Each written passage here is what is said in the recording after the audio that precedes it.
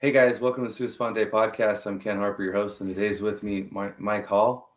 He was the Regimental Sergeant Major. He was a JSOC Sergeant Major and a USASOC Sergeant Major.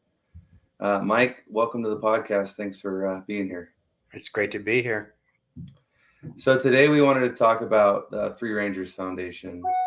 I just wanted to ask you, what was the reasoning behind creating the Three Rangers Foundation?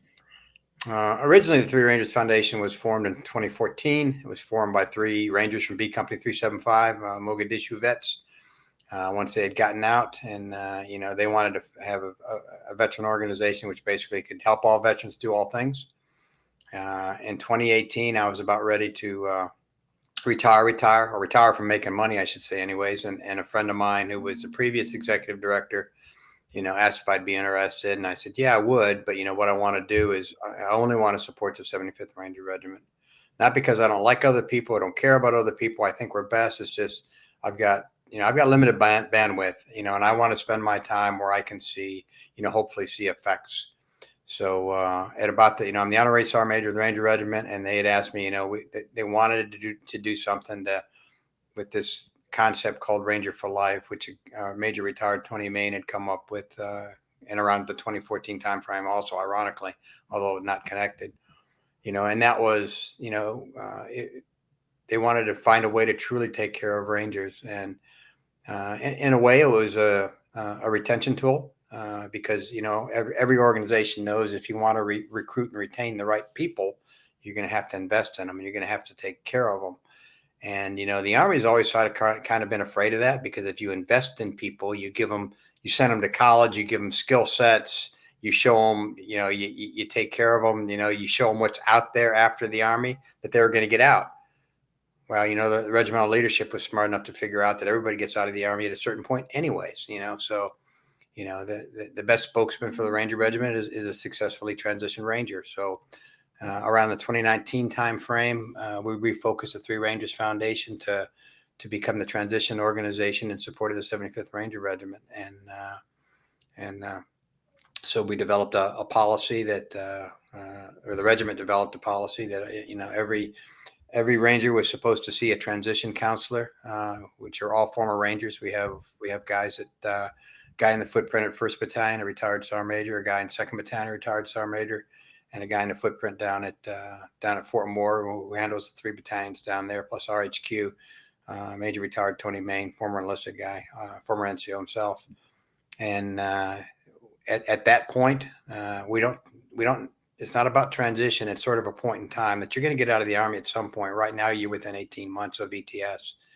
Let's figure out what you want to do when you get out of the Army. That may be in 18 months, and it may not be, but eventually you're going to get out. And heck, medically, you could start that process. So, what do you want to do after the Army, no matter when that is? Where do you want to live? Let's talk about, and with that, let's talk about education and the importance of education. The regiment has invested in putting education counselors down at each battalion, also, which is pretty neat. Let's look at your finances. Not necessarily your entire financial statement, but let's talk about financial wellness. Let's talk about this salary, which right now, you're making X amount of money because you don't have to worry about taxes, and so many things are tax free. And your dollar, if you're making $60,000 in the Army, your buying power once you leave the Army, is not $60,000. Even though you're making the same amount of money, it's a whole lot less.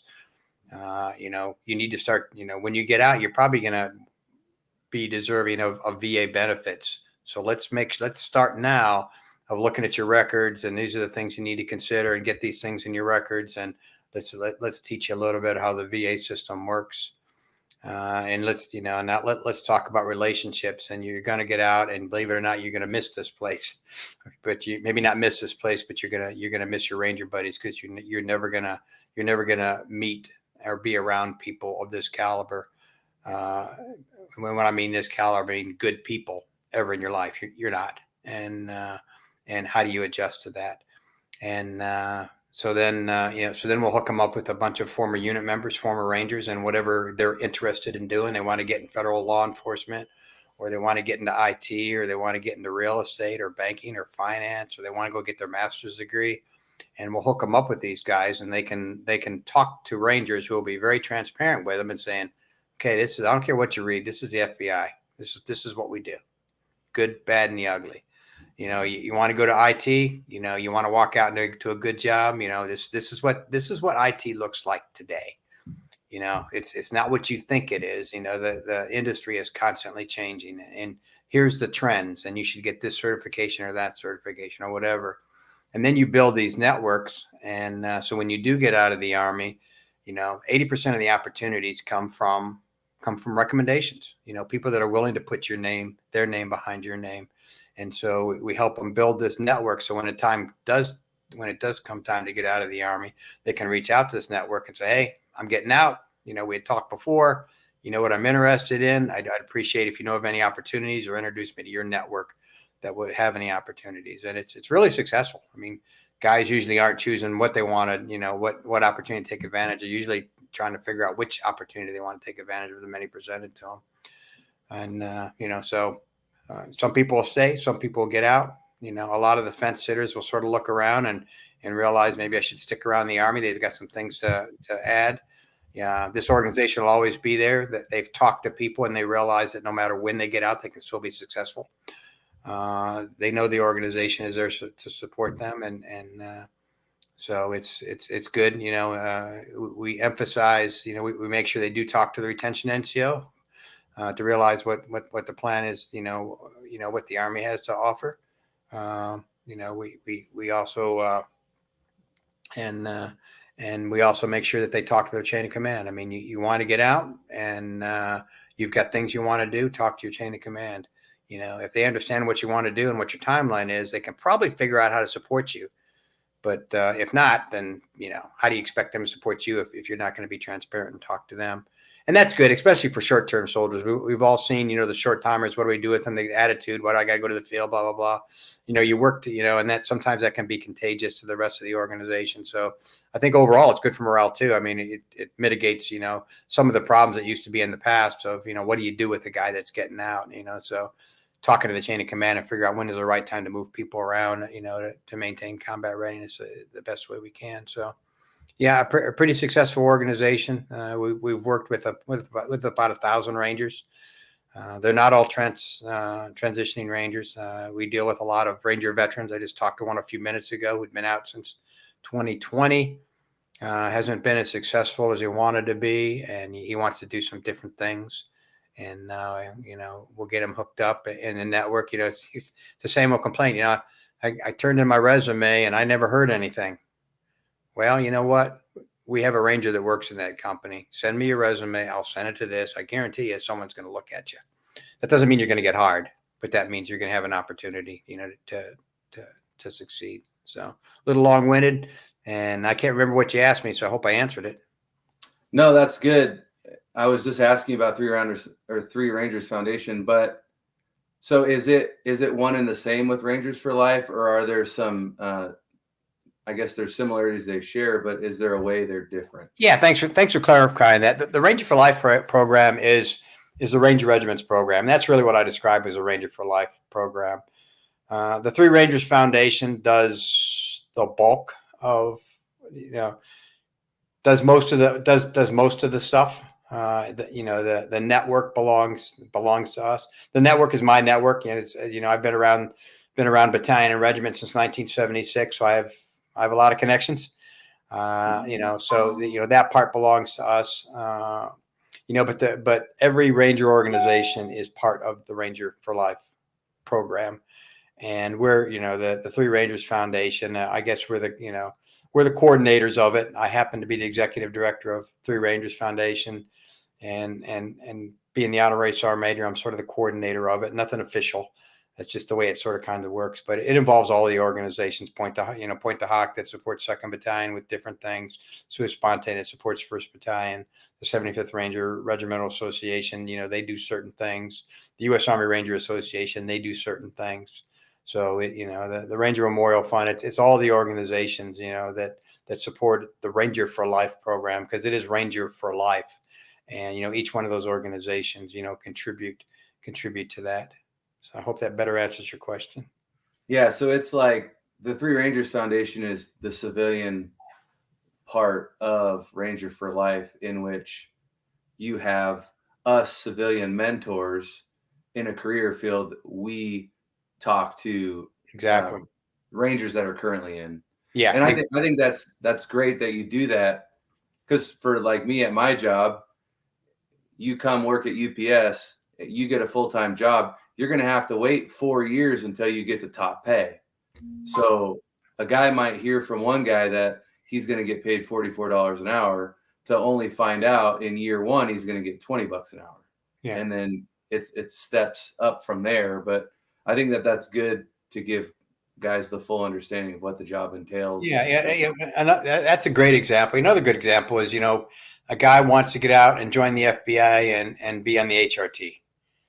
Okay. A lot of Rangers in HRT, from what I understand, Rangers started the FBI HRT, but, they're not, just don't want to hurt anybody's feelings, but they're not really looking for airborne Ranger fire team leaders. They're looking for guys that, platoon sergeant kind of experience, so does that mean you stay in the Army and do that? Not necessarily, but you're just not going to jump out of, 4 years in the Ranger Regiment and jump into HRT. You're going to go do something else. And that doesn't, that's not to say you should stay in the Army or get out of the Army, but it sets expectations, because it would really suck to, get out and go through the academy and go through the process and the interviews and the PT tests and writing your resume and more interviews. And then you go through the academy, and then you're in Murray County, Tennessee.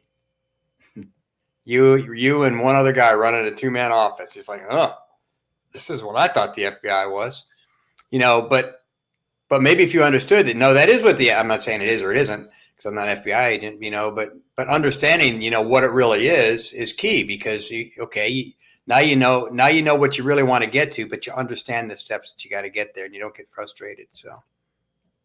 Yeah, I think that's really helpful. So you said earlier you talked to a guy that got out in 2020. Is there a certain time that you guys cut off, or you'll help any Ranger from any time from? We'll help any Ranger from any time. Absolutely.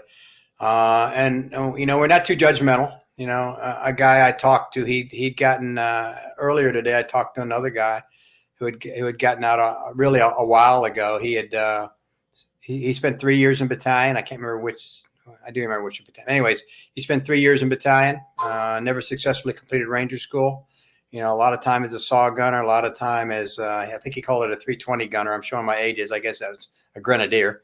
But then got a DUI, and then he had to leave, and he went to Fort Polk. The battalion sent him to the sergeant board, which he passed. And his idea was to go there, finish Ranger school and come back to battalion. Didn't quite work out. And then went off to Special Forces. Did good at SFAS. Was swimming, going through the Q course real well, and then he had some medical problems. So we started talking to him, and first he started apologizing, saying, "Hey, I'm not sure I belong in this program. Are you going to deal with me?" I said, "Yeah, man. You spent 3 years. You had several deployments underneath your belt. I mean, you have scrolls on both shoulders. I mean, of course we're going to help you. I mean, you're not the only guy that ever made a mistake or didn't go through Ranger school, but you served the Ranger Regiment, and you're responsible for making that organization." I said, "If you were a piece of crap, you wouldn't have been there for 3 years, and you wouldn't have been sent to the E5 board, and you wouldn't have been told, to try to come back, and people that served around you still wouldn't be your best friends, even though you didn't meet all the standards." So of course we're going to help him, but it is the Ranger for Life program. We deal with a lot of guys, that have been retired for a while, and they just want to do something else. And so, a lot of the older guys, they just want to talk to other people because, they want to do something else, and they want to talk to people and find out if it's the right thing for them. There's a lot of Rangers helping Rangers out there. I mean, if a guy wants to get in IT, we'll link him up with 30, 40 Rangers that are in IT, and pretty soon, all these 30 or 40 Rangers, they look at each other and they figure out how they can help each other in their own businesses or whatever, so it's a Ranger community, in a much wider world. But yeah, we help any era, any age, doesn't matter how long you've been out, and whatever we can do to help. And it's not just jobs. It could be It could be just about anything that you're looking for advice on, or you want to start your own business, and you want to talk to some entrepreneurs, or hey, I want to start my business and I'm looking for investors. So we'll blast it out there and get them hooked up with some guys. So yeah, just anything that's Rangers helping Rangers.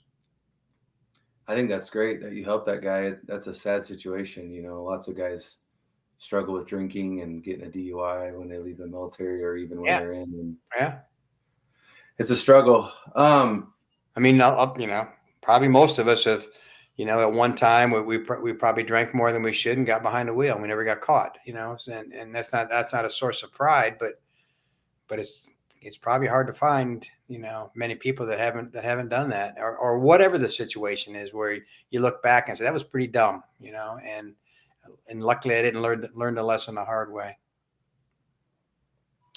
So for the mentor program, is there any requirement for that, or just guys that are good and want to be faithful and helpful to other guys? It's what we found is anybody that served in a regiment and they've transitioned in the Army. That's it. There's no magic, because all you're doing is talking to the guy.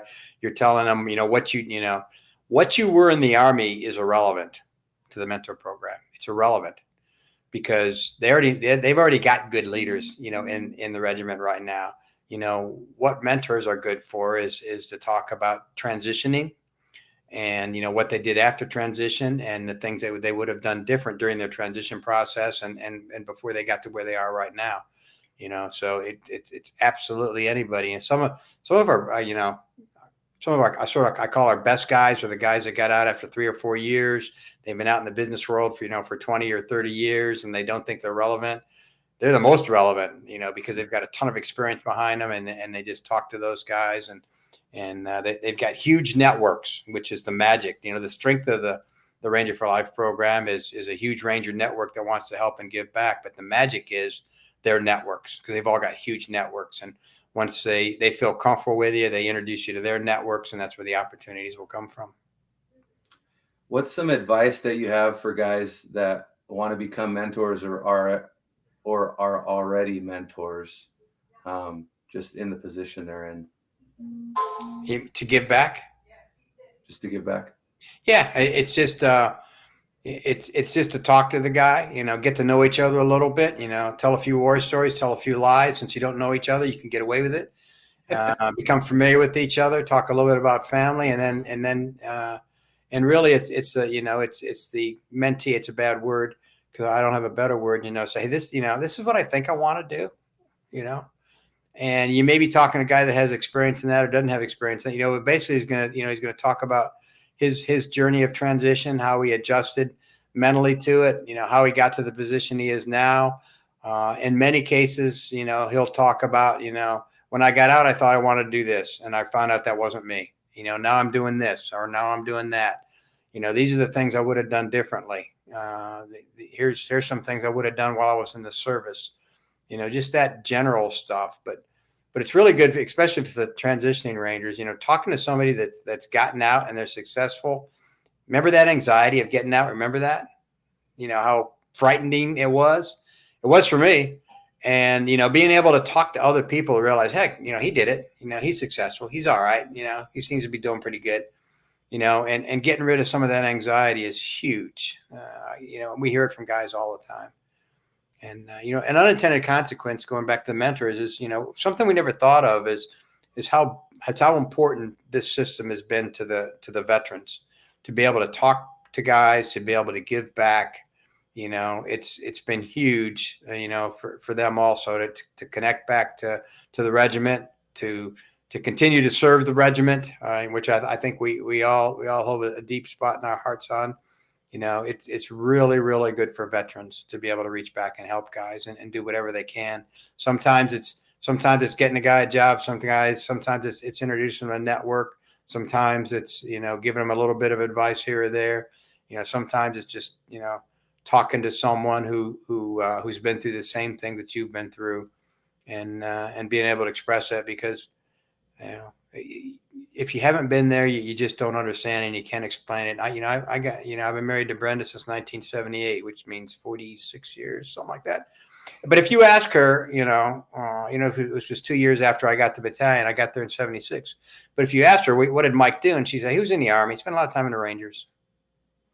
And it's not because we don't communicate, but I mean, or she don't care, obviously. But it's a matter of, if you don't experience yourself, you can't explain it to people, and you can only explain it to people that have experienced the same thing. It's not good, it's not bad, it doesn't make you elite or anything like that. It's just, you can only you can only explain things and talk to people that have experienced the same thing you are. And it's not just, some of the black humor, that we experienced in battalion, but, being able to talk to people that experience the same thing. And when you say something, they understand. And sometimes just being able to do that I know it is for me, it's huge, just every once in a while, I don't curse anymore, but, every once in a while I'll talk to guys, I'll start, going back to that mode. Not that it's something I'm proud of, but it's, I feel comfortable, and, it makes me, it takes me back to a time in my life, when I was around the best people, besides my family, that I've ever been around. Yeah, it's a pretty amazing experience. I think about it all the time. I mean, I would have never gone to Georgia if not for getting assigned to 3rd Ranger Battalion. I grew up in Tacoma. I was trying to go to 275.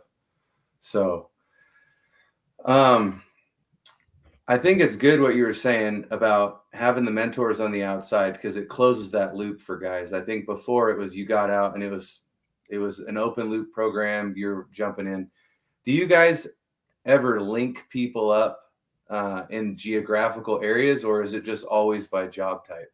No, it's always, thanks for asking. It's always both things. I mean, we try to encourage people to figure out where you want to live and figure out what you want to do.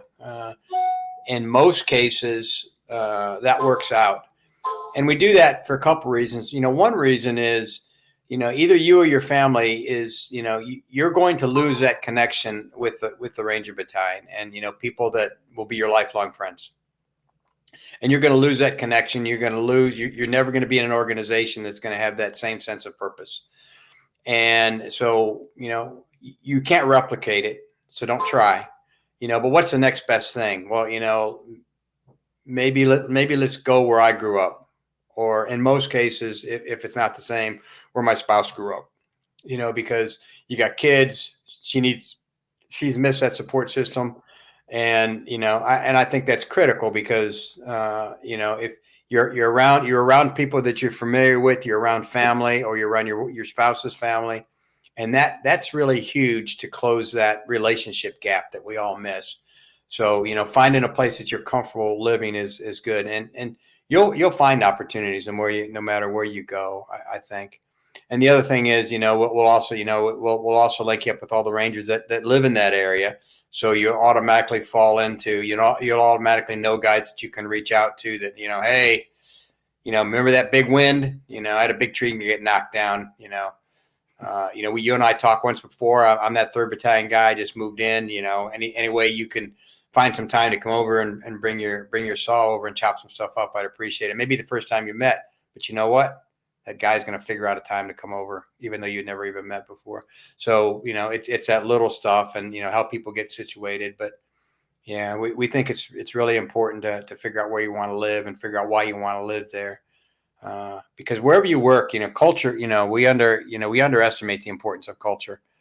Some people chase jobs and chase money, and then they're just not happy there because they don't have the opportunity to advance. And so again, if you go through the Ranger network, they're not going to recommend you to, or recommend anyone in their network into some place that they don't think you'll have the opportunity to succeed in. So, culture is huge. You may quote unquote start at the bottom. It's not really the bottom, but you may start at the bottom. But I tell people all the time, don't worry about it, because you're going to go in there, be yourself, lead by example, live the Ranger creed, and you're going to get promoted so fast it's going to make people's heads spin, and you're not going to waste any time.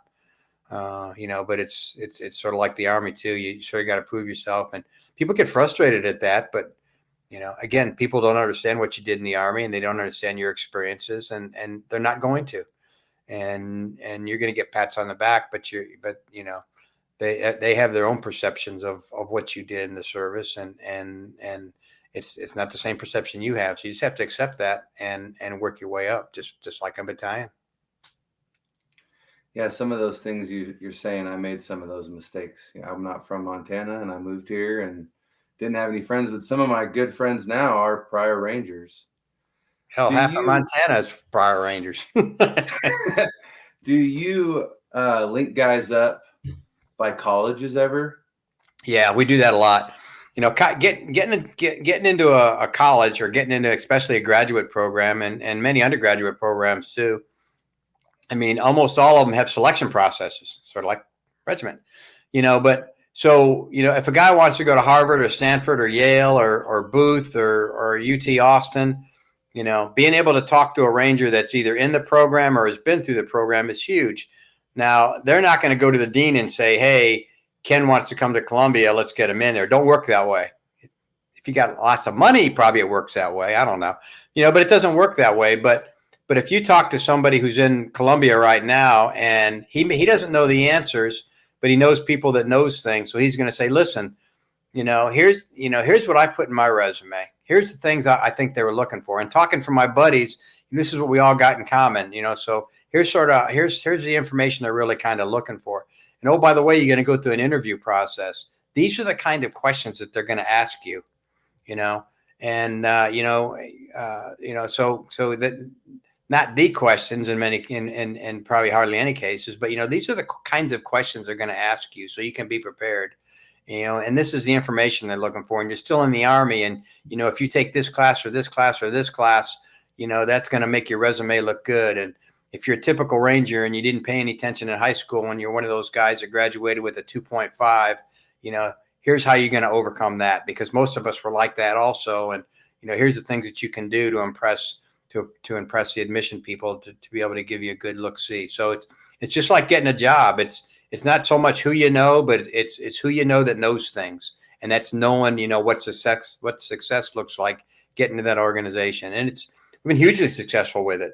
Again, not because people are dragging fellow Rangers in, but part of it is Rangers go in there and they do good, and colleges go, "Oh, these are good guys." I mean, that's a little bit of it also, so because they're successful, but knowing what to expect. And how to prepare is a big part of getting in those programs. And that's what fellow Rangers can help you do. And we had a guy not too long ago put in for 6 Ivy Leagues, Stanford, and I think UT Austin, E4, 4 years in the Army. Got accepted all 10 or all 8, whatever it was. It's again, because he did the work, he talked to a bunch of guys, a bunch of former Rangers that had gone to all those schools, and had done his prep and put together a good packet, and just did well because he was prepared. I mean, that's why Rangers are successful, right? We're really good at preparing for stuff. It's the same thing. So if guys want to get any more information, just threerangersfoundation.org. Yep. And they can reach out to you. Yep. And that'll normally come to me if they're already out. If like I said, there are Three Rangers Foundation counselors at each of the Ranger battalions. There's a retired Sergeant Major down at 1st Ranger Battalion, works out of Donovan Gym. A retired Sergeant Major out of 2nd Battalion, who these are all former Rangers, that works out of the Chow Hall up there. And then there's a retired Major, former non-com, Tony Main, who has space down in 3rd Battalion for 3rd Battalion, and the RMIB and the RSTB and RHQ can come see him anytime. The veterans usually come straight to me. I deal with them, but the counselors deal with the active duty guys, and they'll do all the they'll give them an initial transition plan, do initial counseling on the big 5 of transition, get them hooked up with mentors. And then once they're hooked up with mentors, and I'll talk to them again also, because I'm a little older, more experienced than the battalion counselors, and usually, hook them up with some more guys and sort of neck it down a little bit. And we stay in touch with them about every 4 months. From the 18 months when we initially talk to them till they get out. And then, most guys get hooked up. We get calls all the time. "Hey, I'm looking to hire in Rangers." I'm going, well, the bad news is we don't have any Rangers for you to hire. The good news is they're walking out of the Army and they're walking into good jobs. So they're not out there unemployed. And, same thing with, into good jobs. And same thing with veterans. Getting them hooked up with with new careers or good careers is really successful. And again, it's huge knowing what you're getting into. The average veteran will 80% of them will change jobs in the first year once they're out because they have no idea what they're getting into. They're not happy. They chase money versus culture. The family's not happy because they're living in a place they're not really. And but we have less than 5 people that 5% of the people that change jobs or move around because they've talked to people and they knew exactly what they were getting into and they were prepared. But whenever they did transition. I think that's great that you're doing that for Rangers, Mike. I appreciate it. Did you have anything else? And it's the Ranger Regiment's program. That's why it works. If the Ranger Regiment didn't support it, it wouldn't work. We wouldn't have access. Wouldn't be able to talk to these folks. We wouldn't be able to work together on this. And again, we're just the lead nonprofit organization that helps do that. But it's not me. It's you. It's the mentors out there that spend the time talking to guys. I can't tell people what the FBI is like or how to get in there, how to be successful in IT or real estate or finance or any of that. I can't tell that. But I know people that do know that, and that's what we do is hook them up. Yeah, I think that's great though. I think it's great that you take the time to link us up to keep the database so we can all get together and talk and help those guys in so they don't go through the same struggles that we went through getting out. Mike, thank you for your time. Thank you for your service. Thank you for how you still serve Rangers, how you have always been a great leader. You can't read your history and about you and not think what a great man and leader, and God bless you. And like we always say, Rangers lead the way. Yeah. Thanks for what y'all are doing. This stuff that you're doing with these podcasts and of course, how you're giving back as a mentor. It's important. It's a way to keep people. It's a way to get people connected. And it's more important than you think. Thank you.